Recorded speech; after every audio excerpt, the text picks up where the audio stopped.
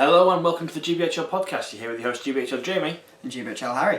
And we're doing a tournament review for the Journey of the Ring down in Epping, Essex. Yes. And it's been a while since one of these were on the channel. Yeah. Yeah, I can't remember the last one, besides Nova updates. Yeah, of course, yeah. But yeah, it was a fantastic event. We both attended. None of the other GBHL hosts could make it. No, James Clark had to bail out at the 11th hour. yeah, it was, wasn't it? Damien was busy the weekend. Tom is in Italy and Steve couldn't make it. Yeah. So we were representing. We were, yeah. We made the long journey down on Friday lunch. Yeah. It was a 4-hour trip. Wasn't too bad. Wasn't too bad. No, yeah. It was the right choice as well to go down the day before. Yeah, yeah. And then we were lucky enough to meet up with Josh and Sam on the Friday and help set up some of the boards. Yeah, Lake Town.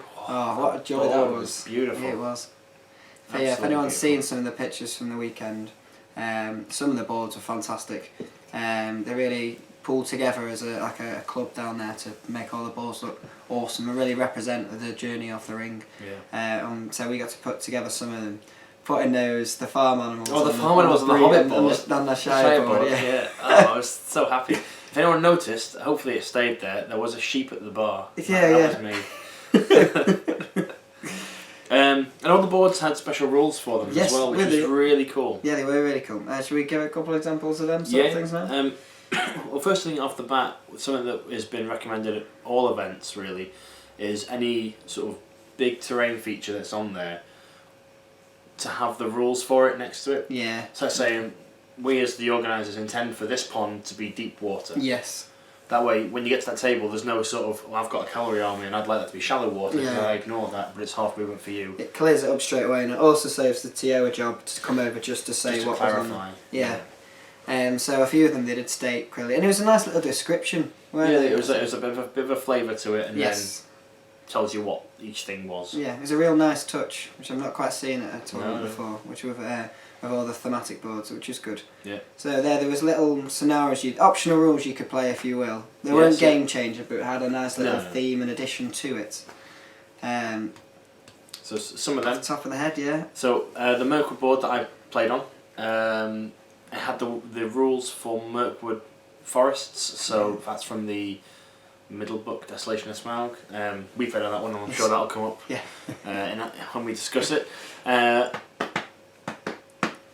You roll for each wood, didn't you? Yeah, you roll for each wood, see what comes up. I'm trying to think of the other ones. Oh, the Goblin Town board. Sorry, not Goblin Town, Khazad-dûm. There was a rule in there that I flicked open because you were meant to agree with both opponents to play to it and then check. Yeah. So JHR and I, we said, yes, let's do it. We read the rules and we thought, actually, you know what? Because the army he had, it was a little bit unfair. You benefited one more, so the other. Yeah, so we decided for competitiveness' sake and fairness, we wouldn't use it. But the rule was that it was something like when something happened or when you got near a pillar or the edge of the board, there was a chance that falling rubble would land on you. And on a D6, something happened.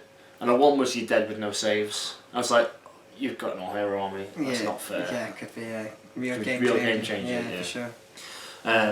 And then all patches of area were rough ground, rocks would fall down to make in the ways and whatnot. Oh, okay, yeah. So that was pretty cool.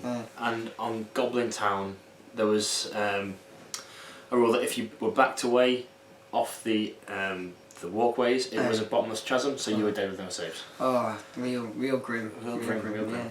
Yourself? Remember any? Yeah, the first game we played on, and I played on the Thillian board, so I had like dead mummics on it and stuff like that. And the idea is if you rolled a 6 for priority, so the good player would get a hail of arrows sent on from one board edge, be 5 strength, 2 shots, 3 pluses to hit. Coming from one side, I had defense 5 and 6, so I didn't think it'd be too costly. I thought, okay, that's quite cool. It's the idea that the rangers are in the woods or hidden somewhere sending arrows on. And the opposite side, for evil, if they rolled a 6, a Haradrim warrior with spear would turn up on, you'd roll for which board edge they come onto, as if they're the survivors of the Mumuk, or they were coming on from the armies of the east, that the rangers were sort of attacking for that certain part in the film. So it was a cool little rule. We didn't either of us roll a 6 till very end in the game, so it doesn't really alter things anyway. But it was a nice little addition, and it was I'd give the extra incentive to try and roll a 6 on priority. Yeah. Because you can really try to. That's it, come on, this is the time for the 6. Yeah.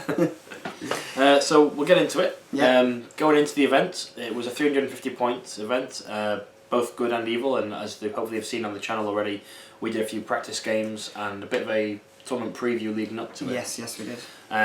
8 scenarios, all randomly chosen on the day. Yeah. So you had to bring an army that was available to do them all, Yes. not tailored towards the end scenarios. That's it, exactly. And I think we did a bit of a discussion on briefly on an earlier video where the scenarios, each scenario, you needed numbers, you needed might, you need a real variation in your army to make it a real pain to make lists. Like we've discussed before, how long we spent writing lists and what we thought would work and what didn't. Ridiculous amount of time spent crafting over lists. Yeah, for sure. In the end, we both took the one of the benefits of having someone to list right with is that you end up taking probably a very similar or same list. Pretty much, yeah. Because you come to the same conclusions. Oh, that I need this, yeah. I need this, I need this. Or what's the best for that? Yeah. Hobbits and elves. Well, I'd say hobbits and elves for good then. Well, that's it. And I think because Jamie had played against me when I'd use them, and then vice versa, we got a good idea how we'd play against them and how to use them as armies. I think we chose wisely. Yeah, I think so as well. Yeah. Do I want to have a quick description of what was written in the lists and then go forward? Yes. So I'll do the good list, you do the evil list? Yeah, sure. Yep. So for me, my good list, and ours was slightly different here because there's just a few little bits different, was Thranduil from Lothlorien as the general. I had 4 Guard of Gladron Court, 3 spears, 3 bows, I think it was. Yeah, I think that's... Yeah, because I had 9 in that warband, yeah. That's 10, I think 3, I had, 2. Yeah, 4, 2, 3, breaking the bow limit because I go up. Yes, yeah. And then round up and then down. Yes, I see, yeah. Yeah. And it was the same warband of hobbits, wasn't it? Yeah, then two identical warbands of hobbits, Merry on pony, Pippin on pony, and 4 hobbit archers in each, 2 sheriffs, and 6 battling brandy books. Yes. Yeah. I think my good was the same, except I think Mary had a shield. I only had 2 Galadrim Court, and I think I gave blades to my bows. Yes. Yeah. Yes, for all the good it did. 2-handed every now and then with an elf was sort of handy. Yeah. And the evil? And the evil, so we both took Vraska was our general. Yep. With 6 crossbows. I put 5 pikes on 6 of mine. And you put 2 shields. 2 shields on 2 of mine. Yeah. Yep. And then we had a big deliberation for a long time of you and Lurtz, Captain Lurtz. Oh. And Lurtz just kept getting pounded and all the in our practice games it was like he's got 3 might, but when he loses the fight and he's facing off against 2 guys, they wound him on 5s. So you spend that 1 might point to win the fight. Yeah, that's it. And it's like, oh, well, I might as well have a captain now. Exactly, and at least the captain defense 7 can hang around a bit. Just tanks the combats a little bit more. I'm so happy for that captain. He did me so much good. I'm happy for the choice, but my evil heroes just sucked all weekend. Oh, so it was captain and 10 berserkers. Yeah. You went for a feral. A feral. And I used my extra points for a fell warg as a drop and a bit of speed. For all the use that he did me again. Needed the feral. Yeah. So that was a very, very, very, very similar forces. Yeah. Which was good because it's good to reflect how the games went, how forces did against certain things, and as well as say I played someone earlier on in the tournament, the Jamie maybe let us play later. It's a good idea of how the armies would how they fare against them. That's it. So going into it, we helped set up the terrain. Then we went out drinking on the Friday night with the Tysos. Yeah. And also Will and Sam were there as well. Yeah. Will and Sam. What am I talking about? Josh and Sam. Yeah. Ginger hair threw me for a second. I was like, that's wrong. So the Tysos, Josh and Sam. Yeah, it was lovely to meet the Tysos. I haven't met them before. Yeah. So it's Paul, George, and Jake. Yep. All from the EAHC. Yep, the East Anglia Hobbit community. Yeah, for those who don't know. It's great to meet them, fellow hobbyists now, and hopefully they're well into the community and sort of realising how much of a good time we always have. It was great to have a drink with them, and we had an amazing carvery, didn't we? Oh, the carvery was beautiful. Good old Toby. Yeah. Tobury. The old Tobury.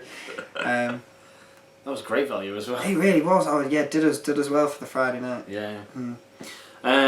So we did the draw live on Facebook. GBHL sandwich. GBHL sandwich. Because we didn't get it on the video at the time. Forgot to put it at the time. Sam Page in the middle of us too. It's a GBHL sandwich. Hey.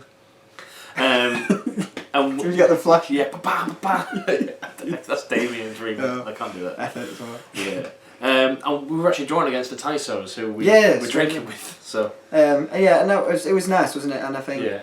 they sort of aware of us from the channel and stuff like that, and they said they were made up with the match, and it was good to. One of the things is always good to go to new tournaments, is to play new people and get to meet new people, which we definitely got to do. Well, I did that once. Just looking at my list. A few times. But it made good knowing that we got to meet them and get to know people first, but then prior to then starting the games next morning. It's always nice to play the people that you've met properly. Yes, for sure. Yeah. Because then you get sort of it just continues on. Yes. So scenario was rolled and it was Lords of Battle. Yeah. What board did you play on? I played on Mirkwood. Yeah, and I played on the Athelian board. Yep. And I rolled to use my good army. Oh yes, and I rolled to use my evil army. Ooh. So set things up. Yep. And so Paul's army, who I was against, Paul Tyso, he had Shagrat War Leader, a Shaman, and that's it for heroes, because Shagrat War Leader is quite a big hero. Yes, he's pricey. And a bunch of Morannon Orcs with Orc Spear support and Orc Trackers for the bows. Good old trackers. Yeah, good old trackers, 5 points, 4+ to hit. Yeah. Loads of battle though, so when I rolled for deployment, I deployed as far back as possible, make use of all my ranged weapons. We had a shooting war for a short while where I eventually killed out the trackers due to the 3s to hit, 4 up in the way, and then 5s to wound with hobbits and 4s to kill with the elves. That's pretty quick. So got some early points there. He failed his shaman. Failed his Shaman's Fury.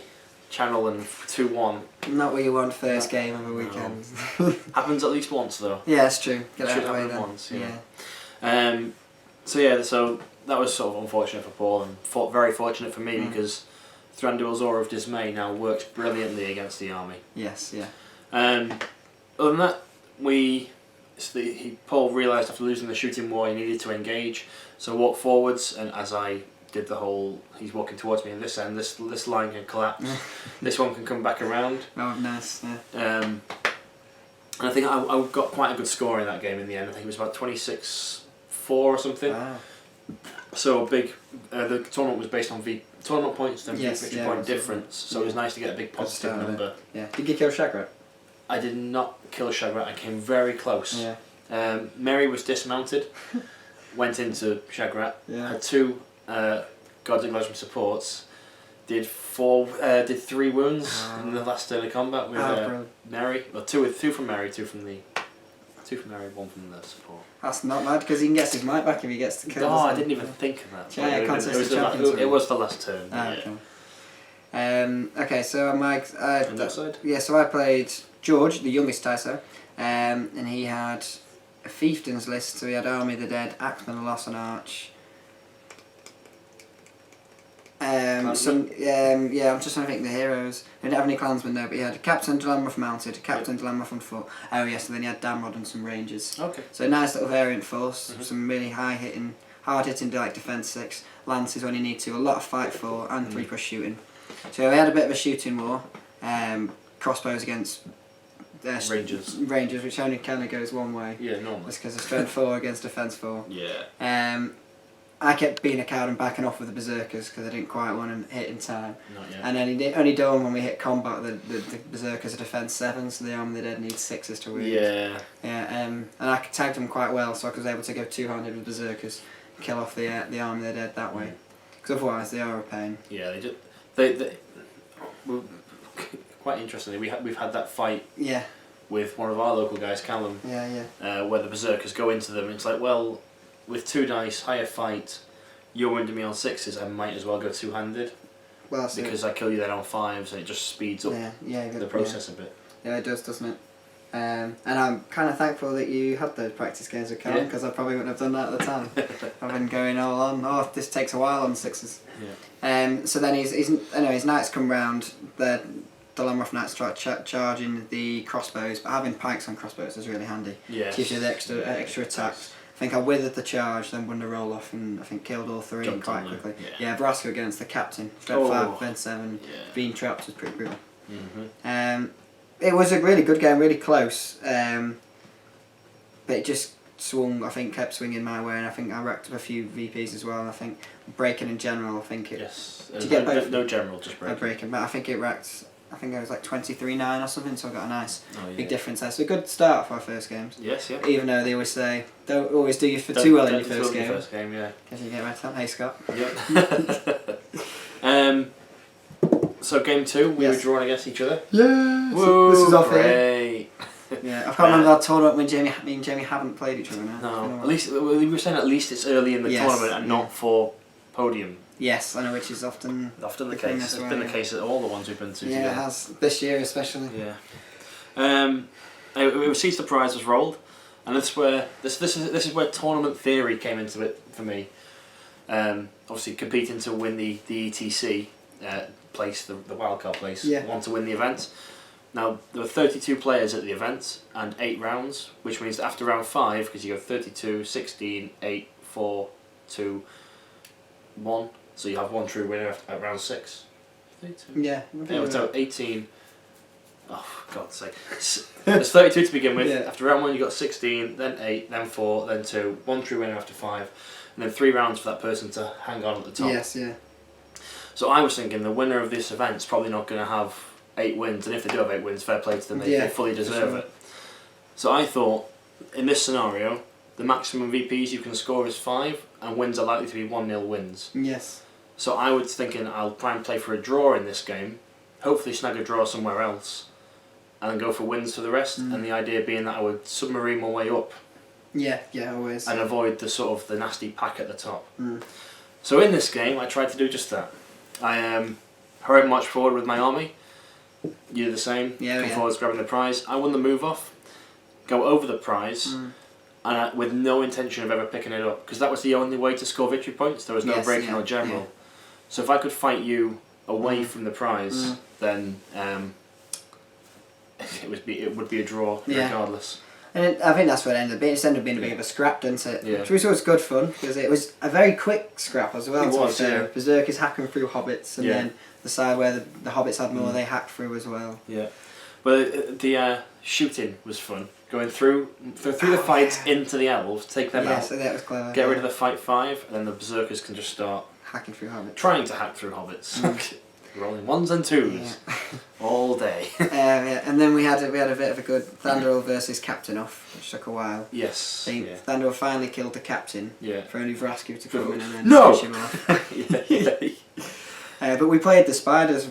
The spiders, didn't we? Which was great fun. We rolled for the trees at the beginning, and some of them were like +1 defence in there. Some were cursed woods doing damage. But we said that it wouldn't be that fun if it wasn't just if it was a 1 to 3, it was a normal wood. That's quite boring. Yeah. So we said 1 to 4 was a spider-infested wood, and these spiders came out and they destroyed your army. Yeah. So whoever won priority got to control the spiders. They were Merkut spiders, weren't they? So strength 5, 2 attacks. 2 attacks, fight 2. Fight 2, which was Hobbit archers drawing with them. But it got to the point there. Whoever had priority was on the up, if you will. Yeah, because you had these 3 beasts. Yeah. Fighting for, because we said they didn't just go away once they were dead. We said they'd come back. Yeah, back recycle. Yes, which is kept going, and I think got towards the end of the game, and we got to the point where the game should have ended. We recorded what the score was, and then we just continued playing because it was quite fun with the spiders. Just seeing these spiders kill everything. Yeah, and he would like. Yeah. I think it got to the point where I had 1 model left. I think it was Merry, and then I was hoping I kept winning. I had 1 priority 3 turns. I know, so it was Merry and 3 spiders stick like a load of Orokai berserkers. They got him down to Vrasku. Yeah. Vrasku killed Merry, and then it was Vrasku against these 3 spiders for a while. It's like the way it spawned was that like 2 might get in and 1 could move up half and spit into the combat. Yeah. But I think there was I remember distinctly a turn where 1 spider got in. Yeah. 1 spider came in, spat, hit the spider. Paralysed his friend. The Vrasku's like, oh, you instantly win the fight and you're trapped. It was because it's 3 to win the spider. 3 to win the spider, yeah. It was ridiculous. Yeah. It was a good fun game, wasn't it? We drew it, and I suppose we'll both take the draw from it in the end. Right. We took the draw. It benefits us both in the end of the tournament. I played for what I wanted and got it. So pretty much a non-game as far as the game went, but very good fun nonetheless. Yes. Then it meant that we were both on a win and a draw.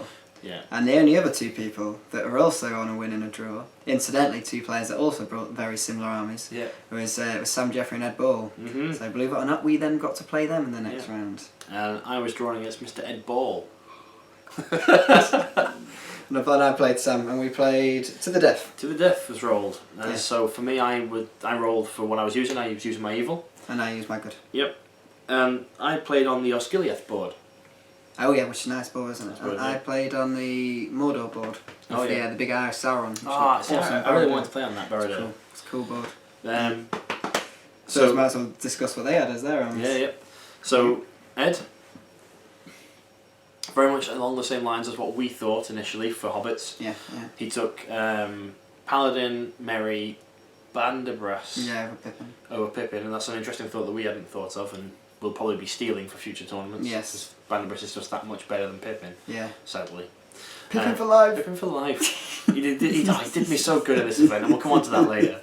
But so those three heroes: Paladin, Merry as the general with a shield, not on pony. Yeah. Banderbras, all leading 36 hobbits, 12 archers, Battle and Brandy books for the rest, I believe it was, and Garn and 12 roses and fat. No, it was the 12. It was Garn and 8. Garn and 8. Oh yeah, that sounds right for me. That sounds familiar. Yeah, because it was our 24 plus Garn and 5. Yeah, that's it. Yeah, but still a decent number of roses. Yeah. And in the Osgiliath board, if you imagine the sort of board's 4x4 square, and down the middle there was a 6-inch river.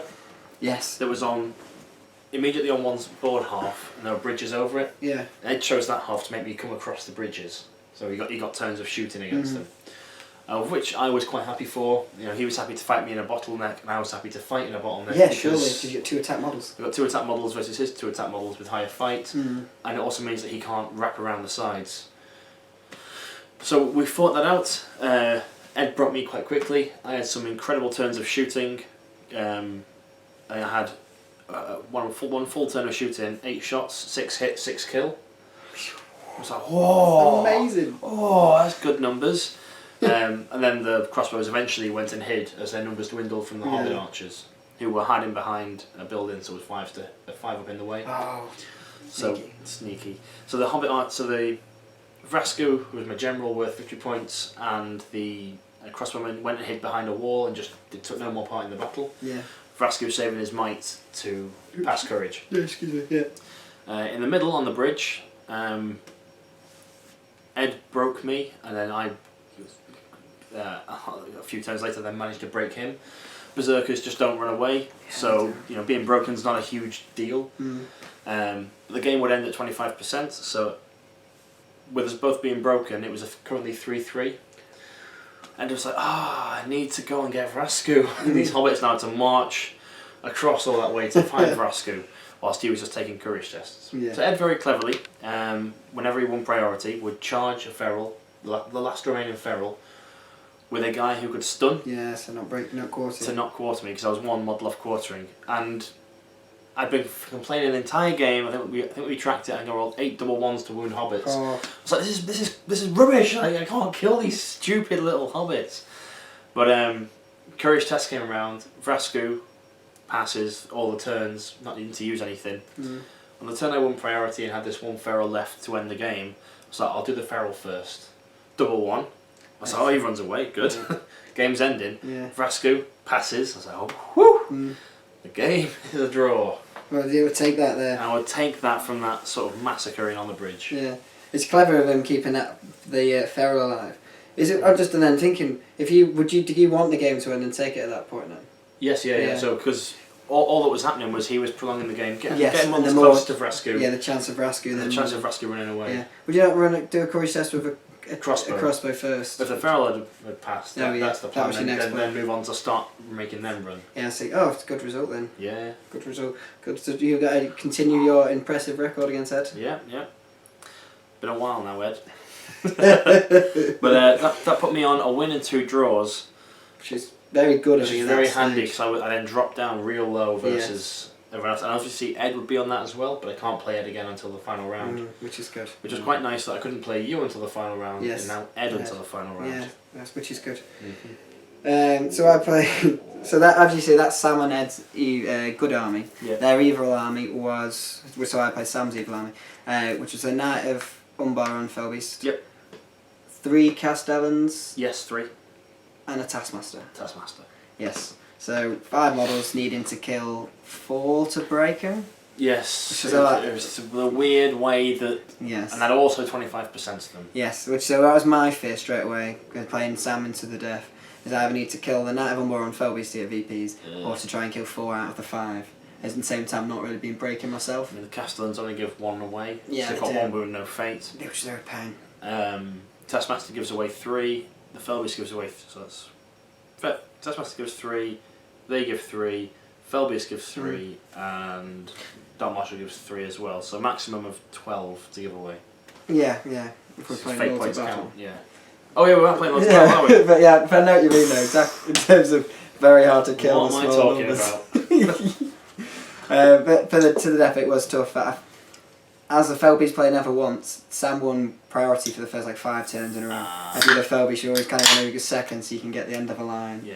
Charge on your terms. That's it. And Sam was very terrified of the Guys of Gladrum. yes, because the 5/6 is so good because it just trumps the Knight of Castellans Umbar's and it trumps his special combat rule. mimicry, doesn't Yeah, it? that's it.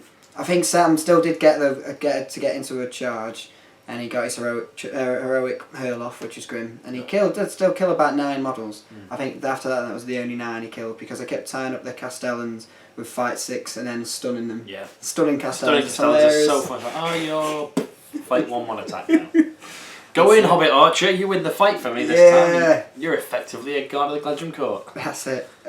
So just kept whittling. They weren't, as long as they've got plugged, they weren't so much of a threat.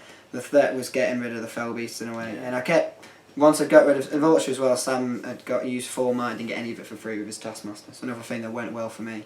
But I kept the Felbeast plugged. He'd run out of might, and at that point I had 4 might still left in my army, so the control was massively on my side. Yeah, you get to dictate all the charges and pick the order of charging. Yeah. After that point, it got quite a sad game for Sam because he just never got to move any models because he's always been charged. That's what I found with All Hero, and I've used it in the past. Once you do run out of might, it can become such a dull game. Well, for both parties, because do you roll a 6? You do. You get to kill me. Yeah. And it's do I roll a 6? No. Well, I'm probably dead now. Yeah. Well, it was. I know. Well, I think there's a point in time I even stopped rolling because I had high fight against the Castellans, and I made sure I had high fight against them. Yeah. So I'd start rolling that, and it did the point where he didn't even need to bother, and then it was just more me wounding or taking his fate rolls with his Castellans and marking it down. I think I waited to use the Nature's Wrath because conscious that he could have just used a Castellan. Just 5 4 will. Yeah, but I think I got to the point where all the Castellans were under 5 and the Wraith on Felbeast was about 6. And he actually used the Felbeast, I think, I don't know why, but at the point maybe the game had gone anyway, and I did manage to kill the Knight of Umbar and break him. Nice. I didn't lose many, so it was an 8-0 win. Very good. Yeah, which worked well. Strong. So fortunate with the priorities thing because a hurl can really wreak havoc against defense 3. Yeah. That's you on 2 wins and a draw. Yes. Yes. Also in good stead. Yeah, and decent VPs at that point as well. I think almost too good for that position. I remember the draw in a way. Because it came to game 4 then, which was domination. Domination, yeah. It's normally a strong scenario for myself, and I think I'm quite good at that scenario. So are you? Yeah. And who do you play? I played GBHL. Oh. Winner of the last event there. I think, was it? No. He won Sam's last. Won Sam's and got free entry into this one. Yes, that's that was what it was, but someone we marked as a threat ahead of the tournament because he had some good some stuff. nasty evil army that I took. I was sort of overwhelmed by it a little bit. What was it? Underwhelmed on paper, and then when I saw it in use, I was like, oh god, this is horrible. Yeah. So it was the Goblin King as the general. Strong 20 straight points, away. just horrific general to start with. Yeah. 2 Felwargs, single warbands for drops, and then 5 Castellans, I think it was. Yeah, 5 at 40 to 200, 320. Yeah. I was like, it's domination, I got this. These Castellans just don't die, do they? Just keep staying there. The game was incredibly close. It was such a well fought game from both sides. I ended up sort of Jay positioned really well when the lines hit. He did it in a way that I never got to get my fight 6 guys with Elven Blades into the Goblin King. Ah, okay. Because that's what I want. I don't want to put a hero in yet. Oh yeah, for not, sure. Not when he's still on 3 might. Yes. I want to get a fight 6 and an Elven Blade, so the odds are in my favour. Yeah.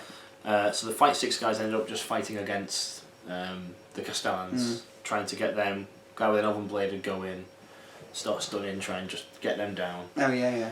Thranduil popped his Nature's Wrath probably a little bit too early. They all had sort of 8 will left. I was like, if I can just pick up on one, I can get rid of him and get my elves into the next one. Yeah, where's the gambit? Yeah. Unfortunately, Jay rolled 3 dice and passed it. I was like, damn it, you got no might. That was really annoying because I would have knocked everything down. Oh, it would have been sweet. Then it would have gone quicker. Yeah. But basically, the game came down to Jay broke me, and I think I popped all bar 2 Castellans at this point, and the Goblin King was still alive, and the 2 Fell Wargs alive, so not really doing too well for being broken. Yeah. But I've got sort of my home objective secured with hobbits. God, all the phones are going off. Turn these off. Sorry. Not prepared. Power off. Yeah, so my home objectives were secure with hobbits staying on them and a God of Gledrum on this side. So Courage 6 and quite a lot of Courage 3 tests. Yeah. Central objective was contested by a Castellan, 1 hobbit and Pippin to decide if he wants to go and help out or give some assistance up top. And Jay's 2 home objectives were held by the 2 wargs. And my archers that were down in the bottom, I'm trying to figure out where my hands have said they were. 2 hobbit archers, or 4 hobbit archers, sorry, were slowly making their way up towards his home objective just to get more numbers there than him, so I'd get the VPs. Yeah. But Jay forgot to move the warg out of range one turn, so I've moved 2 with the archers. So I'm getting close now, I better start going 2 and try and get shots off. Shots off when you can. And he forgot to move the wargs, but he was still in the way for the pillar, but killed that warg, which was great because it was like, well, that's 1 close to broken. Yeah. And it's nothing on that objective, and now I've got 4 guys ready to walk onto him. Yeah, that's good, yeah. And on the other side, where the 1 warg was, I had 1, again, I think it was a different turn, but Castellan had died, he was getting close to breaking, he's 1 off breaking, this warg was up there, he'd moved him around to make sure he was within 3 of the objective. And 1 little hobbit archer, who'd been fighting the Goblin King, left the fight, had gone 2 inches, and had a clean shot on this warg. I was like, oh, it's clutch this. 4, yes. 5, whoa! Breaking and taking away the VPs on that objective. Or So double whammy. a 4 VP swing. He loses 2 and 3 from that objective. Oh, okay, so that's good. Whew. And the game ended at 25% with me being 25%ed. I believe it was myself being 25%ed. And it still came down very close because the Goblin King managed to kill Thranduil. I think he held the middle objective, so it was 3, 6, 9, 10 to me, and 6 to Jay because he got my general and 1. held 1. Yeah. So ridiculously close, and the Castellans just last so long. Yeah, they're good for the points, aren't they? Yeah. 40 points, and they just weather the storm. That's it. And if you can stretch them across a little bit more, I think the 5 compared to the 3 in Sam's list goes a long way further. Because it's more models to hold them up in a way. Yeah. I had some combats where I did win against the Goblin King, but he just blubber saved them all. Yeah, of course he does, doesn't he? And the one that got through, we fated. I was like, just want to win on this. Just want that VP, yeah. The 1 VP. 1 VP. He's a pain in the yourself? So I played Jericho Jackson, and he brought the Rivendell Knight list. Well, it's not quite the one that we fear, but it was just as close. Which one was it? It was Rivendell Knight Captain and 10 Rivendell Knights. Okay. And then a Ranger of the North on. Right. Then 10, I think that's about the point. 220, 320. Yeah, it is. Yes, so again, and it was on the Bree board, which is a beautiful board, but it was just littered in houses. Lots of places to hide behind and move and shoot behind and stuff like that, and to protect objectives. In some ways it kind of would have worked to my favour, in others definitely didn't. So straight away I tried to set up And there was a massive house right in the middle of the board where one of the objectives would be. So we agreed prior to it, if as long as you're in base contact with the house, you challenge in the middle. So that kind of works in my favour because I can just hide behind it. Straight away I sent off 2 berserkers to hide put on my back 2 objectives. But it was a nightmare because any time I moved my crossbows out to shoot, he just moved out of the way. And we could still shoot at something else because he had the movement 5 and shooting. I can't move and shoot. And any time I left my crossbows out exposed, this got picked off by 4s, by 5s. So I thought, right, I need to be cautious anything. So had to try and hide as best I could. But he was still getting 2. If it was 2-3 shots off a turn, even at any models that he could. Just whittles, doesn't it? And that's it. And then knowing that. And he was always more than like 12 inches away, so even I couldn't move forward to hope to get the charge the next turn. And it got like that for like 3 or 4 turns, and I lost a couple of berserkers to shooting. For this is just gonna be a slow death. Slow death. No, and but my hope was that at least I've still got 3 objectives, and I can challenge maybe a 4th. But then there was a little window of opportunity where. Because the only disadvantage of the little streets with cavalry, you can only fit. There's one we can only fit 2 down it. Right. So Jericho had moved first and had a 6 row of knights come down a corridor.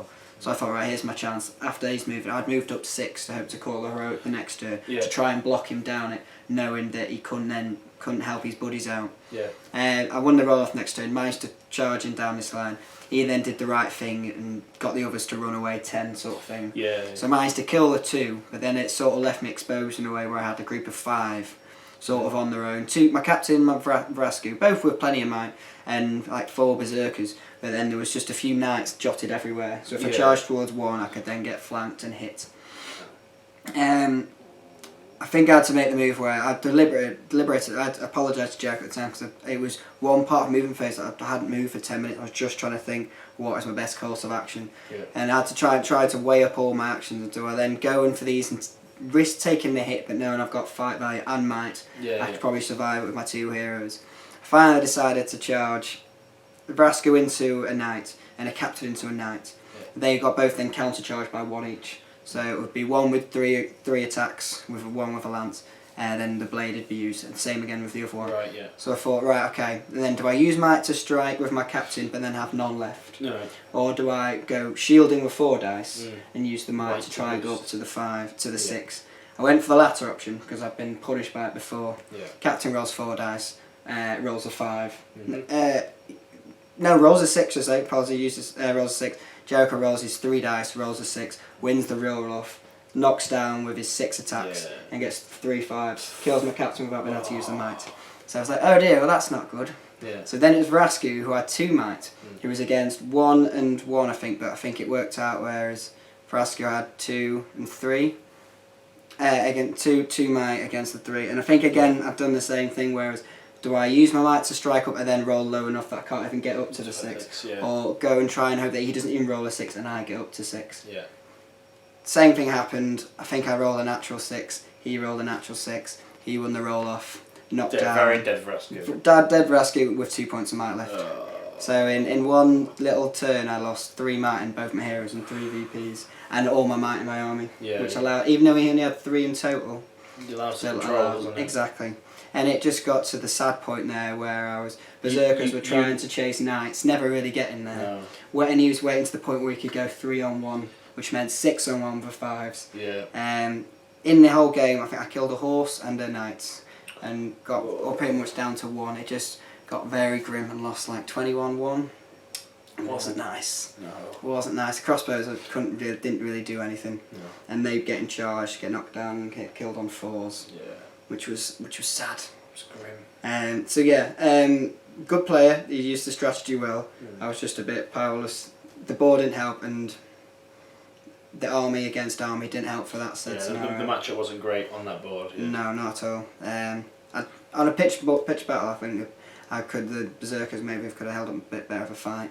But sadly, they got wiped. So that was a sad end to day 1 for me. I think it pretty much neutralised my victory points I did in that day. With like a 21-1 spanking, if you will. So then... End of day 1? Yes. in between the games, we did. It was in a scout hub, so there's Yeah. a big field next door, wasn't it? Yeah. So we got loads of sport done. Played a lot Oh, of it was football. fantastic. It was great fun. Yeah. Team Knots and GBHL Team Knots and stick. GBHL And the streets. versus everyone else. Yeah, which was good fun, It wasn't was it? very good fun. Hot again, sweaty. Yeah, very warm after that. Yeah. But I felt on. Did you watch Dan's Twitch stream? No, I can watch that on Monday. Right, because Dan said something that we said on the day was really nice. Is that if you go out and play some sport, you sort of clear your head and get yourself ready for the next game. You forget about what's happened in the previous. Yeah, I agree with that. And get yourself set up ready for the next one. It was quite nice, and it's interesting that I guess competitive players all thought the same way about it. That game didn't go so great. I'm gonna go play some football. Yeah. And then you come back in ready with a fresh mind, sort of. Yeah. That was fun. I'm happy again. Yeah. Let's play this game. Because we all had such good fun, like, and we're all geeks together in that Yeah. perspective. We all really got together and had a load of fun. It was hilarious at times. Yeah. Some highlights for the weekend. Some Yeah. head ball barging. Yeah, Boom. totally. And James Broad scored an overhead Own goal. back of his head. Incredible own goal. So then we went for a meal. Yep. Maybe less said about the meal. Less said about the meal, better. No, nothing on the organisers, but the staff at the meal place, the Indian, were fantastic, and I believe we got some money off the meal because of it. But less about that, the better. After that, we went back to the Toby Carvery that we were at the night before with a lot more people. Team Knots joined us. Yeah. A Team Knots party in the pub and the hotel room. So we booked a triple room. Yeah. Or a double with two singles, because the intention was that James Clark was going to stay with us, but in the end, like Braun didn't have somewhere to stay, so we offered a bed out to him, and then Dan and James were planning to sleep in the car because James has got a tank for his car, so he's like, "Well, I've got a mattress top, I'm just going to sleep on that." We're like, "Don't be ridiculous. We have a massive room. You can put a mattress out here. You'll have plenty of space." Yeah, exactly. So we invited them back. We drank a lot. I'm sure if you're part of the Facebook group, you've seen the pictures. I might put them up in the video. I think I'll just put a few. There's some there's some brilliant ones in there. I should buy Smaug. Oh dear. Yeah, it was all going well until I think one of the boys got a bit poorly. Yeah. And then the other. I think it was. And I need to chase up Brandy about this because he owes me a round. Oh yeah. Was that because we got last orders and there were still 2 rounds yet to go? We were like, right, everyone, you're getting double beer this round. Yes. And it was like, right, we drank one. There's only 15 minutes left till bars closing. Drink up, boys. Now, we all got a bit carried away with I Have Never as well. And Never Have I Ever. Yeah. Which is all good fun. And then we went back. We played one game of Avalon, which I have a hazy memory of. Yeah. And then James was just like, "Oh, excuse me, I'll just go to the toilet." And then her. And then seconds later, James Long lying on a bed. We hear. It's like, oh, he's done it on the floor. But very skillfully into a bucket. It all into a tiny little bin. Yes. He says he's done that into shoes. Yeah, that's where his knack's from. Then Dan sort of started passing as well. So it was Team GBHL were the ones that stayed up. Yeah, he did. Woke up the next day with surprisingly a lack of grogginess for myself. I think probably just as well that the party had ended prematurely, if you will, because we would have probably kept going and regretted it the next day. Yeah. I think it only went till about sort of 1 o'clock. Yeah, so. I think so. Yeah. So day 2, had paracetamol, had water. Mackie's breakfast. The stealing trays. Stealing trays. Oh, keep that quiet. We'd forgotten to bring our trusty little 50p Wilco trays, baking trays. So we kind of got them lended to us. Lent some McDonald's trays. We will return them next time we're in Epping. They are incredible miniatures trays. Yes, would recommend them. Would recommend. Don't recommend stealing. If you get a donated one, or if you got a family member that works at McDonald's that can buy them for you. Get it sorted. My sort of aim for the day was stay hydrated. That's something I tend to forget to do on tournament days, especially when it's a big long one like this, 4 more games. Yeah. Is that I'll stop drinking entirely and just power through each game, and then by the end of game sort of 7, have a shriveled up brain that's just rattling around. Don't you? Yeah. So my aim was to sort of buy a bottle of water for each game I played and drink it during the game. But start of day 2, I was drawn against Sam Page. Yeah, and I played Costas. And it was... the custom scenario, capture the flag. So we played this one. I believe we played it on the channel. Yeah, we did. And I roll. I'm using my evil. Mm. And yourself? And I played with my good. Yes, I believe you did. Yeah. And I played on the Dead Marshes board, which was very nice. And I played on I'm on Hen. Yes, cool. I played against Sam Page's dwarves, and from the look of the armies, I was pretty happy with the matchup because the dwarves move slowly. The banner helps my troops out a lot because I don't have one in the army, and getting 3 attacks at 5/4s, matching or beating the dwarves. However, the combat's hit, and oh god, I got spanked by the hero combo. Sam Page should. I won the game. I'll say this now, but Sam Page should have won this. And I apologised to him all weekend. I was like, sorry, man. I got ridiculously lucky. Basically, he had a dwarf captain and a shield bearer. And the shield bearer obviously gets to call a free hero at combat when within 3 inches of the hero, as long as the hero is in combat. And he called it every time. He would kill every time, go into the hero's combat and kill that one. So I was losing just from the heroes 2 berserkers every turn. Very reliably doing it as well. Which, when you've only got 10 in your army, you've only really got 5 turns of combat. Yeah, for sure. Oh. To cut through these defense 7 dwarves that were equally in fight value, so I didn't have the courage, I guess, to go 2-handed and suffer the -1 when we were equal fight. And he just bled me out. Yeah. We both managed to break each other because I just threw my captains and Vrasku got in. I was like, I've got to kill these guys. Yeah, strength 5 helps a lot there, doesn't it? Just start cracking through. Captain did tons of work, killed a lot, and Vrasku got in using his might, killed a lot. But the VPs were 0-0 or 1-1 for breaking. Yeah. I was one model off 25% in. So sorry, two models off 25% in. The shield bearer and the dwarf captain in a combat. Get the free heroic combat. Kill this model. Charge into another berserker. Sam fluffs his dice. I get a 6. Win the fight. So all on the captain. Clink, 1 wound. So captain's out of might. He's only got his fate point left. Yeah. Fails it. I get a wound on the general and win 2-1 in the final turn of the combat because later on in that turn, I think one hazard just kills a guy to end the game. Oh, yes. That worked out well. Yeah, oh, bravo. So, good win. A good win, but I did not deserve the game. Like, I had nothing left, and Sam was just broken and took that one incredibly lucky wound on the general. Oh. There you go. Again, I apologise, Sam. The saying, rather be lucky than good, sometimes. Yeah, true that. So I played Costas, who was not met before. He was from the EAHC community.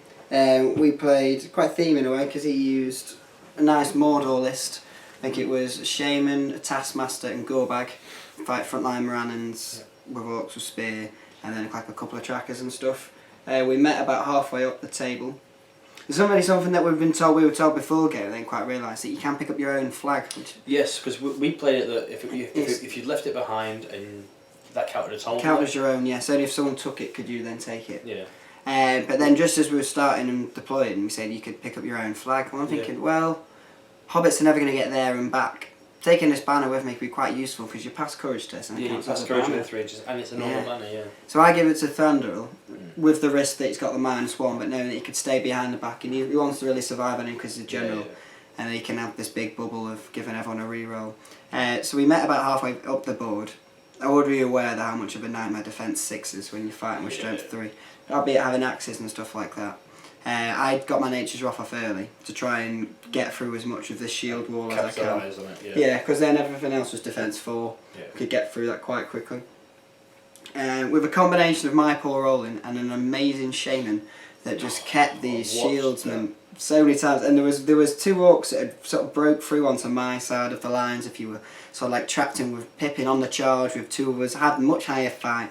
And just for the life of me, could not kill. And I know me and Jamie played on tables next to each other, which was good, so we could sort of see where we're up to. And my exasperations of not being able to kill 2 Morannons with shield. I watched it, but I think there was a Morannon on the floor. You piercing struck, like 2 wounds. Yeah. It's like, oh, Fury, 2 saved. It's like, oh, that seems unfair. Then like watch over next turn for that guy to roll again. Yeah.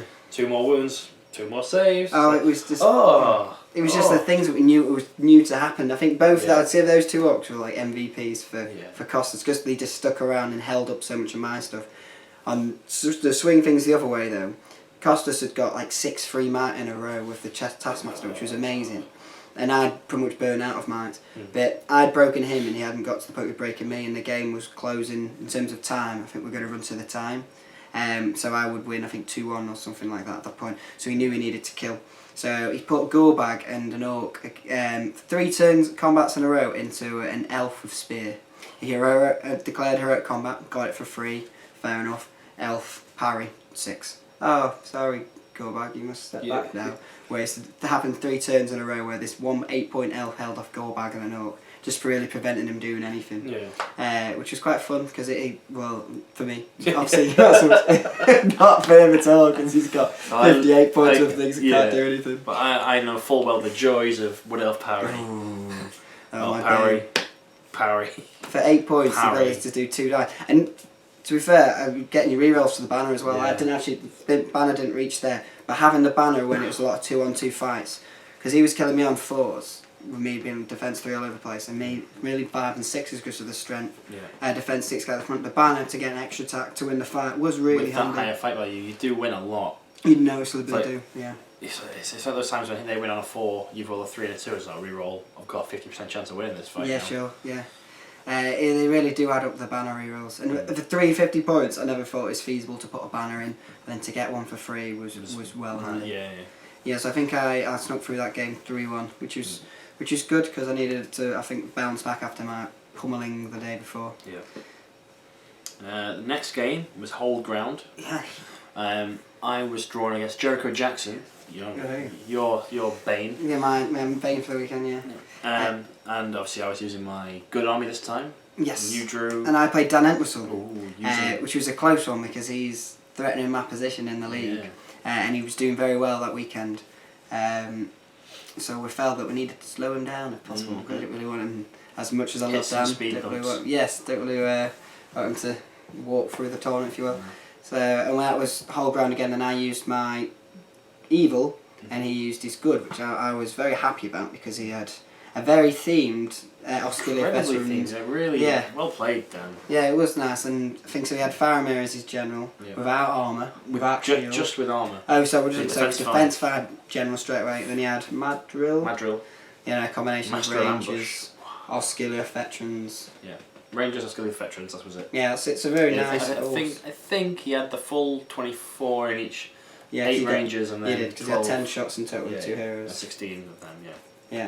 So nice little fourth. Go on, you talk you first. My game was quite quick versus Jericho. The board that we were on was Khazad-dûm, and there was a huge like lake in one corner that spanned about 12 inches in either side, and that was where the Watcher. That's the Watcher's pool basically. Oh yeah. The Gate of Moria we were at, and we rolled priority. I rolled a 2. I was well happy. He rolled a 2. I was like. Rolled a 3, I was like, yes! He rolls a 1, I was like, oh, damn it, okay, I'll come on first. Merry rolls a 4, I get to choose, he comes on. Thranduil rolls a 4, I get to choose where he comes on. Pippin rolls a 3, I'm like, oh, not in that water, thank you very much.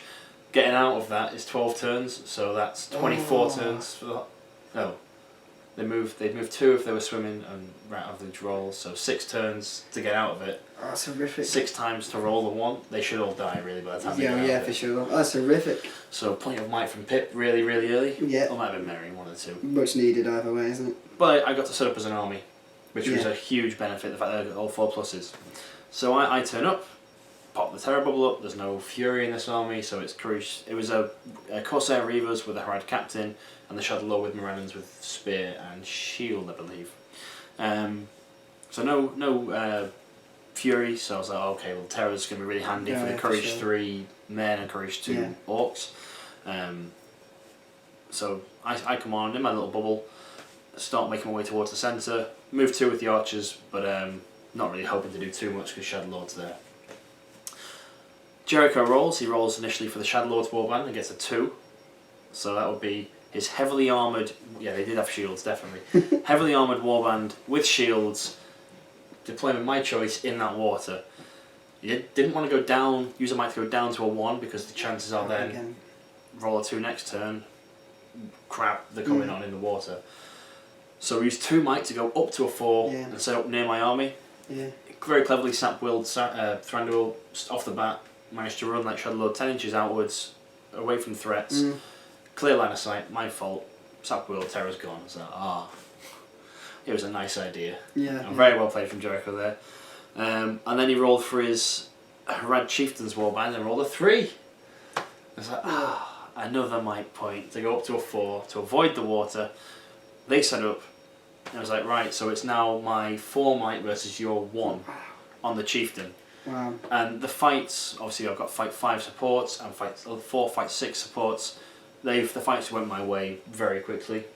With the Corsair Reavers being defense 4, even the strength 2 guys need 5s to wound them. Yeah, of course. So they just went down like so quickly.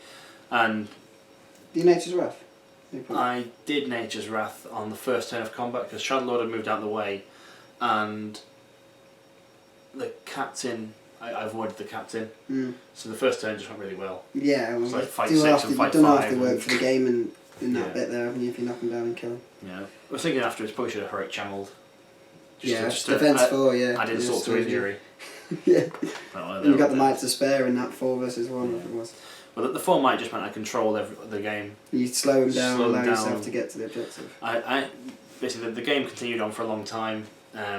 Pippin in this game, I'll give his kill tally after the end. But I got everything I needed on the middle, and then the game ended 39-1. So all those VPs he had off me, you just take it away from him. Nom, delicious VPs. Wow, 39-1. But in that game, Pippin, with his little elf support behind him, killed the Veteran Captain in 1 turn of combat.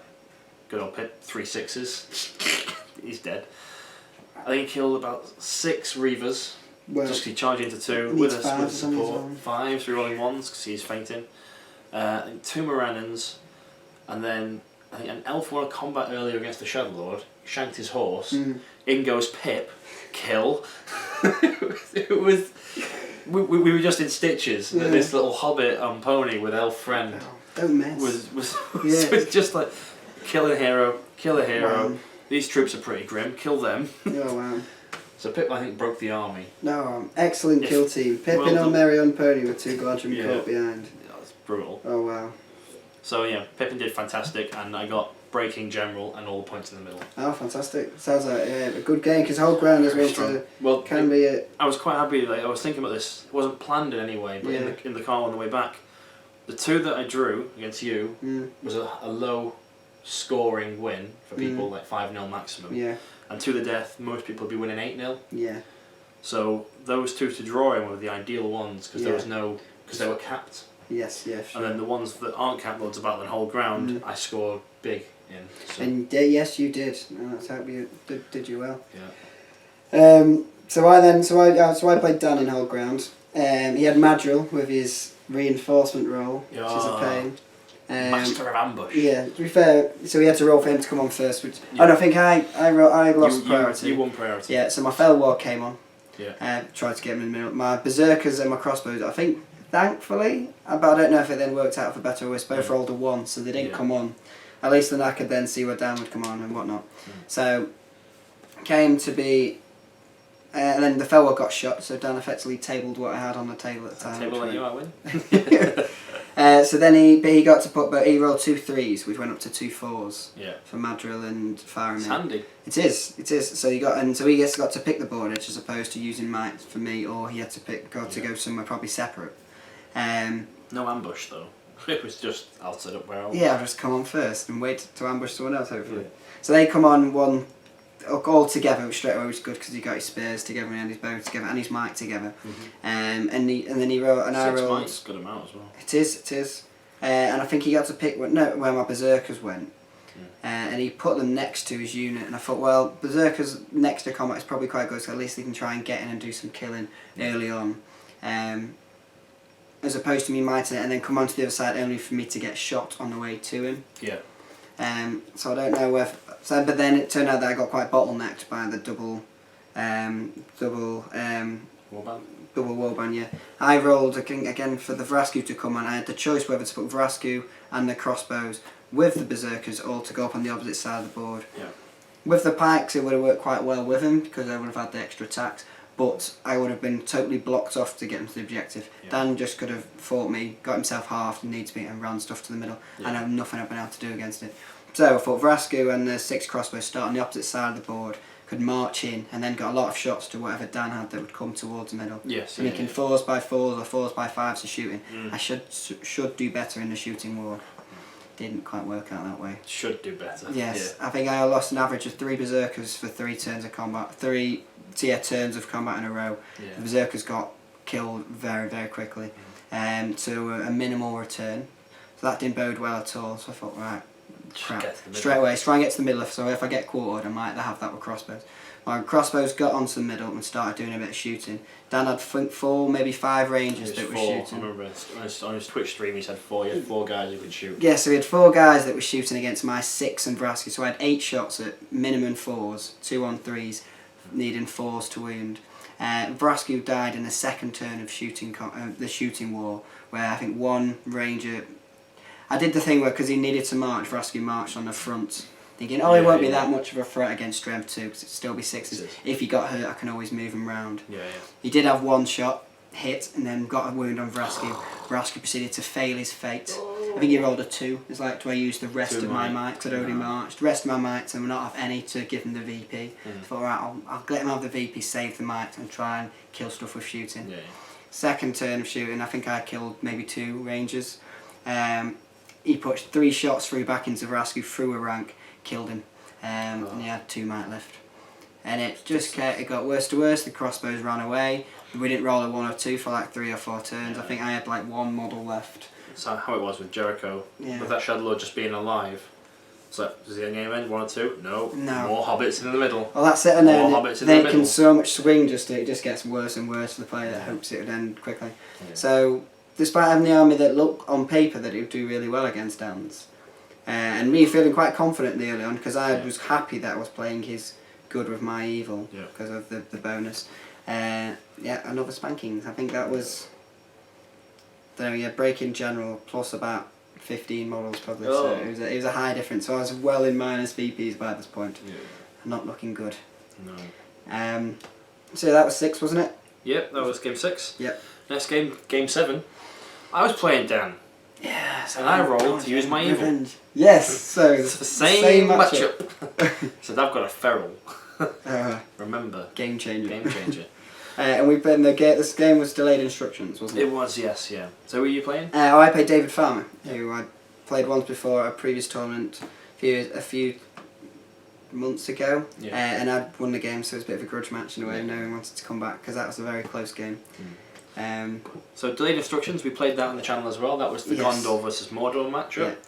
So the idea was that you roll for board edge and then roll for what your mission is. Objective, wasn't it, sort of thing, yeah. So Dan won the board edge roll off, so he had to roll first, and he rolled a 4, which was hold the centre ground, which I was pleased as punch about, because that's combat. Yes, that's straight away. And I got to roll a 6. Well, I rolled a 6, which meant I got to pick my mission.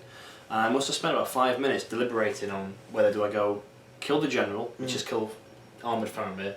I opted not to do that because I was like, what? Dan's not a stupid player, he'll just put Faramir away. Behind everything else. Behind everything, behind a building. We were playing on Lake Town. Oh, yeah. He put him somewhere really inaccessible and I'd have to hunt him down. Didn't fancy doing that. Didn't fancy fighting over the middle with him because he's got more numbers. Taking hold, a terrible one, don't want that. So the one that was left was if I break him I get 2 points, and if I 25% him I get the full 5. So I chose that one because I knew we'd be fighting from the off, and I was like, well, this actually works quite well for the berserkers. Yeah, that's it, because you get the combat straight away in a way. In combat. Yeah, you need to break him and contest the middle to a way to stop to help points. You do yourself well, yeah. And the game ends at 25%, so if I hit my objective, I win the game. Or at least draw it. Yeah. So I was pretty happy with that outcome. And combats, Dan deployed sort of about 3 inches away from the centre line. He said he won priority and was I was like, didn't want that, because now he has to make the choice to commit or stand off. he chose to commit. We just threw the whole line against each other.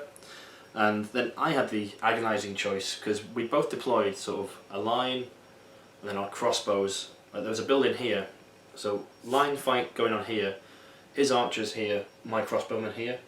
The intention probably being that the loser would get to throw their, the priority would get to throw their guys in for more weight and numbers. I was like, do I keep my crossbows still and have a round of shooting at these supports on the end, or do I throw them in? I chose just to throw them in, because more weight and numbers is what I need to do. And for me, breaking in general doesn't matter. I just need to kill him. So just more strength 4 in there, get him done. Rounds of combat happened. Equal fight 4, 2 dice each. I need 5s, Dan needs 6s. So I think I lost 2 in the first round. I was like, this is terrible. And I lost the first 2 fights and 2 berserkers died. So I was like, God! You know when you get demoralised immediately. Totally. Like, well, that's the thing with berserkers. You lose is 1 or 2, it's like, oh my babies. You're like, that's not odds on. That's not fair. Yeah. And then I think I killed 2 of his in return. I was like, this is not good. Then the berserkers turned on their fury, it must have been, and just killed, and killed, and killed. And Faramir had to get involved because he got fight 5, 2 attacks, strength 4. He starts killing, and he actually killed a little bit too well. And so there was a tasty berserker lurking who wasn't in combat, and Dan came through with Faramir onto him. I threw my captain in. I think he won the fight on a roll off that turn, killed the berserker, bounced off the captain. And the following turn, I managed to get both Vrasku and the captain in. We're all out of might at this point. I won all the heroic move off, which was very important because it meant my berserkers were charging 2 guys rather than 1 and a pike and a spear support. So I could kill 2 rather than only killing 1. Yes. That combat, Dan didn't have a shield. Oh yeah, poor Faramir. Poor Faramir. I only got 2 dice versus my 4, one of which was fainting. And I think from the combat I won it because of weighted dice, and then did 4 wounds. I was like, well, Faramir's dead. But that was the first one we did of the turn, because it was my priority. And then obviously with Faramir suddenly popped, all this fight 4 that he has turns to fight 3. Of course, yeah. And oh dear. And things just went south from there onwards. The game ended, Dan being 25%, I was broken as well. And in the centre objective, Dan had 6 left and I had 7. Oh wow, well done. So a 5-0 win to myself, and Dan and I had a big hug at the end. I was like, honestly, I think that came down to me winning all the heroic moves and being able to pick my fights. Like Dan can pick the order, but I can pick the engagement whenever a heroic moved. Yeah, and getting rid of Faramir when Zoskil of veterans is really important. Yeah, very much so. You say just everyone dropped that fight value. Yeah. Well, so you did a great job of beating 2 people that I'd lost to. Yeah, Thank you for that, Jamie. Keeping the GBHL banner flying. That's it. So I played Delayed Instructions against David. David had pure Hobbit Force and Thranduil, so I think he had 39 Hobbits, including a hero. Has he been spying on us? I think so. Well, I think because I gave him a beat with the Hobbits last time. Oh, So it was. I think he had Merry with 12. I want to say Pippin with 12. Bandaboris with 12. Yeah. I don't think he went Paladin. Can't remember. Merry? Or did maybe. Merry, Pippin, Bandaboris. So that's 39. I still want to say he had more. I can't remember. And then I know he dropped Thranduil in. Yeah. No, without any else, but the Nature's Wrath. Yeah. Or just now, which is handy. Wonder where I got that from. And we both rolled the same. We both rolled breaking the opponent. So now I thought, they've got 19 models in the good force, in the evil force, to say, with the berserkers. You have to kill 11 to break them. You've got fight value in that. Got fight value, and we played on the Brebo again with all the houses, and he'd barricade like 3 of the streets if you were quite stretched. So I thought, right, well, we started with a shooting war, where I thought, right, okay, if I can do a few here by 4s, start the numbers up, and then run to one side, hit that side, do enough damage that by the time he came across, it started in my favour. And he can't quite surround me as much as I hoped he would. We had the first shoot off, and he killed 2 to my none. How does 8 shots not really do anything? Losing 2 berserkers to strength 4 4-point bows is really, really horrible. Yeah, 30 points taken out. No, it's like 10% of the army, almost. Yeah. Really grim. So I thought, right, I can't keep shooting here and risk losing berserkers for no reason. Berserkers need to be doing something. So I went to one flank, charged in, he did Nature's Wrath, knocked a few down, slowed the game down a bit for me. Couldn't really then, and I think I failed to like stand up in charge with my captain, which again is really frustrating. When Courage test. Yes, when he needs to play against the terrible, when he needs 3s to wound.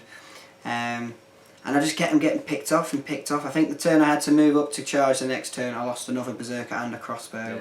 And I was just getting picked off far quicker than you should do on those averages. Yeah. Finally, when I did hit with Verascu and a few berserkers on the other side, I did kill, and I think I killed like 10 in 2 turns, which is pretty good. Yeah. But the damage had already been done, and I was getting stripped. And the charging Hobbit heroes striking up just to kill a berserker. It's a great shout. It's worth it, because you got six dice re-rolling ones. Probably. That's it to wound. I know, and then even with putting like 1 axeman as well if needs be. So it's straight. Yeah, it went sour quite quick, and I was nowhere near breaking him, and I got quartered. I was just, it's the old 4 dice versus the 2 dice of berserker. Same points value. Say 4 hobbits are 16 points, berserker's 15. But it's average of dice. The 4 dice can deal with variance more than the 2 dice can. Yeah, and I couldn't even like. A lot of time you can get away with having the less dice with fight value. It was just rolling 6s, and it just wasn't happening for me. And I was getting killed off so quickly, it was horrifying. I don't mind losing to hobbits because I like using hobbits, but it was a grim game. It wasn't particularly fun because I just got killed so fast. The berserkers didn't put up a fight. So 1-1 now. What with David? Oh yes, so 1-1 with David. I'll get you again next time, sir. Cardiff maybe. Hobbit off, if you will. So I'd really dropped down the rankings by this point. I'd lost 3 over the course of the weekend, and drawn 1 the game with Jamie. So I needed to just try and get some win for morale in the last game. It wasn't good. Whereas you were very much playing for the title. Playing for the tournament. So because it was a good versus evil tournament, James Long and I were at the top of the table. He was 1 VP higher than myself. He'd used his evil the previous round, and I'd used my evil the previous round, so we couldn't play each other because we were both using good. So I had to try and win my game and hope he lost his game to win the tournament. And if I won my game and he won his game, I got second. So as long as I win, I'm happy with my result. But really, in these tournaments, it can be frustrating that your fate's not in your hand. Yes. Like, I was like rooting for Alistair because he was playing him again. I think those two were top of the table in the previous round, which is why they played. And obviously they played good and evil. And then when it came round to the next draw, Alistair was still the top good player or evil player, so I had to play Longy. Right, I'm with you. Yeah, okay. Because Longy was still at the top and I was in second. Yes. So I was drawn against Sam Jeffrey, who we know from earlier on.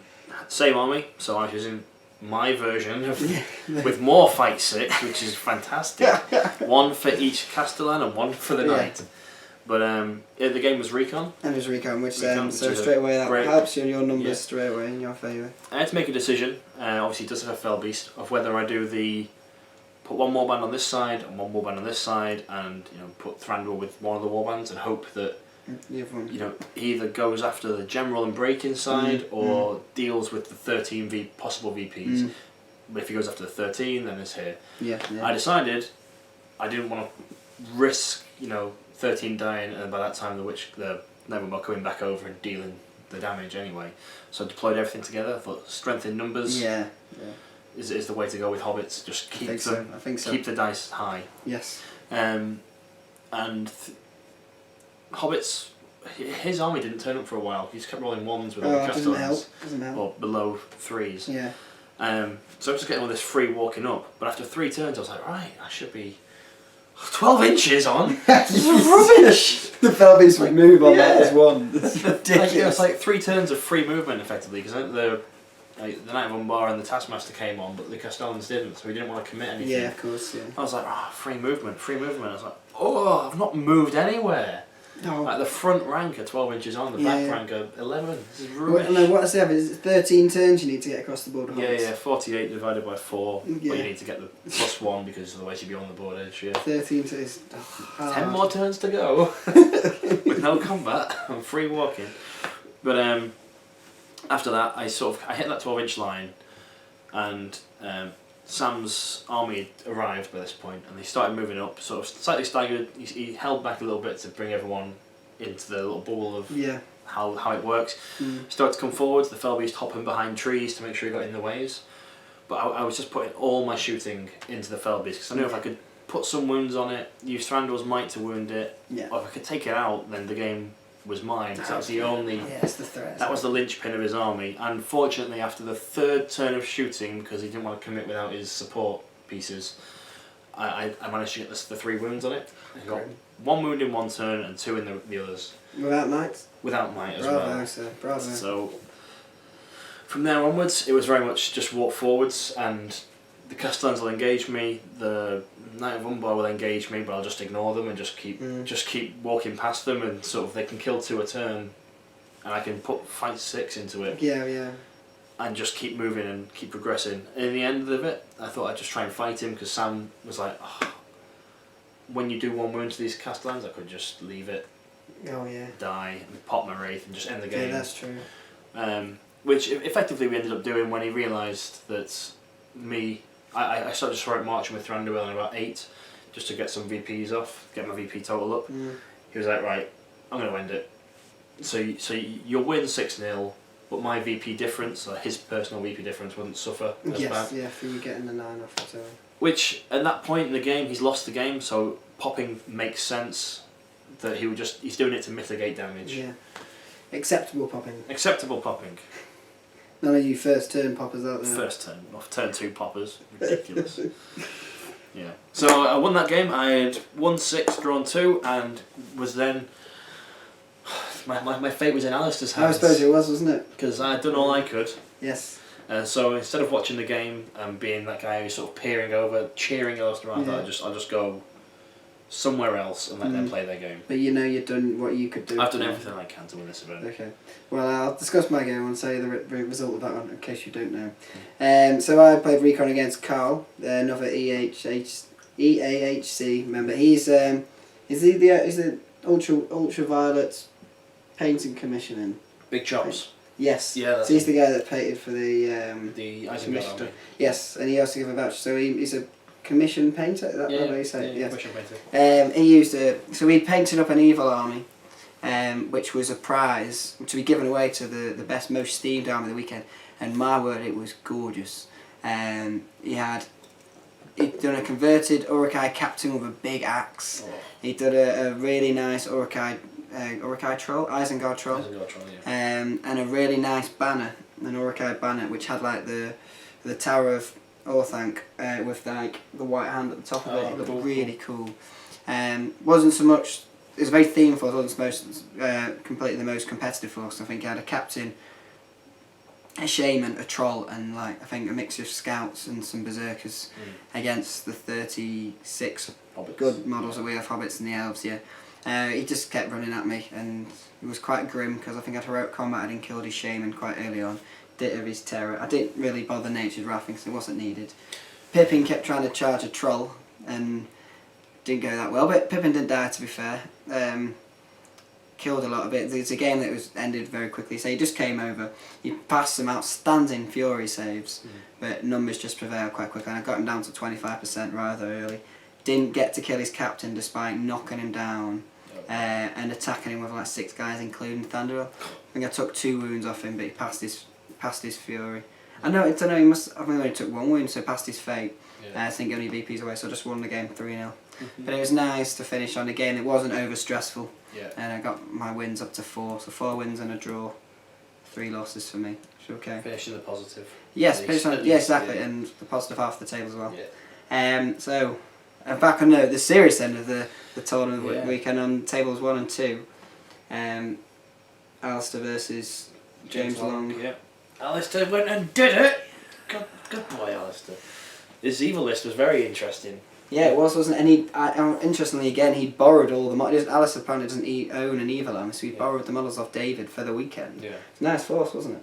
It was, yeah. It was Reavers and the Fight 5 Venom. Yeah, Castellans Umbar. Yes, they're the Black Numorians, but the Fight 5 one, which is awesome. So really Fight good. 5 causing terror, Defense 6 is really cool. Good for anti-elf. Yes, very much so. Yeah, some of them, some Reavers, I believe. Knight of Umbar and Fellbeast, it must have been. No, I thought it was just it was an unnamed Wraith. Oh, was it? I thought it was quite a wow. cheap one, quick budget Wraith on Felby's. Yeah. Sure as that's correct. And a Haradrim Taskmaster. And the Haradrim Taskmaster was the general. Yes. Yeah, which was a very risky move, but very clever because it allows the Felbys to go off and die and not really Exactly. Yeah. give. Like if it does die, you don't worry too much because you're not giving 3 VPs away. Yeah, of course. Yeah, you can go out there and try and do its Be a points. bit Because aggressive. often the way with Felby's, it does die in games, but if it does its points beforehand. Yeah, if it's done the damage beforehand, you don't mind it dying. Yeah, for sure. So clever having the Taskmaster as a general. Yeah. I'd be a bit risky. But he managed to do it, which meant I won the event. James Long came second still. No, James Long came third. Yeah. Alistair pipped him, came second, and James Long came third. Dan fourth. Damn four. Sorry, Dad. Love you. So fantastic event. Yeah, it really was, wasn't it? Some Yeah. really cool prizes. Where's your prize, boy? It's over on the shelf there. Set this prize out. What I was also most happy with, I did myself, was that first place was that I was tied with Mr. Sam Page for most sporting. Oh yes, you were, which is amazing. I was incredibly happy with that, and I got this the one ring, and if you can see the inscription on there, East Anglia Hobbit Community, the Journey of the Ring 2016 Tournament Champion. Very nice. Yes! Very happy with that. So Jamie and Sam both got 3 votes each on the most sporting. Yeah. Which was very impressive considering Jamie beat 6 people over the weekend and they still voted for him, which is nice. It's very nice to have, yeah. Yeah. And it went to a judge's decision, didn't it? Yep, and Sam Page was given the accolade of most sporting. Yeah. And I'm very happy that I drew with that. And you pipped him in that game. Yeah. Yeah, but that's it. I think 3 is very good. Yeah. And what I was saying on the way back, has anyone won an event and won most sporting in the same event? Tom Harrison? Tom Harrison did it. Did he? With the very first Throne of Skulls, he won the event and was most sporting. Oh, well, of course, Tom Harrison's done it. Tom. He's done everything except run an event. No, he's done that. He's done that because he has the 7 stones. On his own? Yeah, he's not done a hobby vlog, has he, Tom? Calling you out again. That's it, boy. So it was an awesome weekend. Great combinations always of socialising, meeting all the having the community. field outside you. Oh, goes a long way. Yes, it really is great. Yeah, if you're hoping to do a tournament in 2017, please get scouts are great because you can just get a football pitch. We only need cokes and whatever to make goals and stuff. Everyone has such a good laugh, and it's just another way for us all to socialise and have such a good time. Build as a community. And that's it. Yeah. I say we met a load of new nice people that I've known from the tournament scene. Yeah. That I've never so much chats with. Like I had a really nice chat with Hector. He's such a nice lad. Oh yeah. I've never so much, and he's very good at sport again. He is. Him jumping his goal and playing rounders, which was good fun. Rounders when he first arrived, it was like hits for 6. We were like, oh wow. Oh, he's a ninja. Yeah. So it was really good. Good drinking sessions. Yep. So good sport. The only conscious thing that I knew that we had a 4-hour drive home afterwards. Yeah, that was a long drive. Yeah, I think because that's how I was set to everyone because I was well knackered halfway into second day too. But knowing that Jamie was in the drive back with me, having company, and someone that just won the event, it was going to be lots of positive spirits. That definitely rubbed off because we just chatted. SPG. You'd think we'd had enough by that point, but that's all we just chatted all the way home. Ardicon. Yes. What can we take? That's it. How do we beat Team Knots? Yeah, how do we beat Team Knots? That's the question. That's it. Are we getting really drunk? Yeah, we're getting really drunk. Well, they play better when we were. Yeah, maybe. Don't let them drink. Yeah, so restrict you their alcohol consumption. So, I don't know anything else to say about the weekend. Well done to Sean and Josh for running the event, the first time doing it, and it went absolutely smoothly on the day and during the event, so well done. You guys can round of applause. Woo! I think. Yeah, what is the next event? It's Ardicon. Of course it is. This is going out on Monday, so it'd be on Friday. Oh my! So close. What are you taking? Don't know. No, I think that's my day. Plan tomorrow is go write some lists. I think. Well, I've got a Guild Ball event to focus on first. Oh god, yeah. You're saying you can get 2 weeks into 2 wins in 2 weeks. 3 wins, 3 weeks, 3 weekends. Yeah, that'd be pretty awesome, wouldn't it? Tournament champion for Epping, national champion for Guild Ball, come back with Ardacon. That'd be amazing. Not happening though. GBHL. It's not happening. OP. MC. No, I'm not starting. No. If you win these, you're allowed to. Yeah. If you win Ardacon, you definitely can. Ah, dear me. Yeah, it's like Tom wins it, we can say it for GBHL that way. GBHL did it, yeah. So yeah. That's it. Thank you very much for running the tournament. Hope you've enjoyed the slightly longer video. We're about an hour and how long have we chat? hour 25. Yeah. Cool. We'll round off now. As ever, guys, be sure to comment, like, share, and subscribe. Support the Hobbit hosts in whatever they're doing. Like us on Facebook and follow us on Twitter. Support your Hobbit hobby. And happy strategy battle gaming, everyone.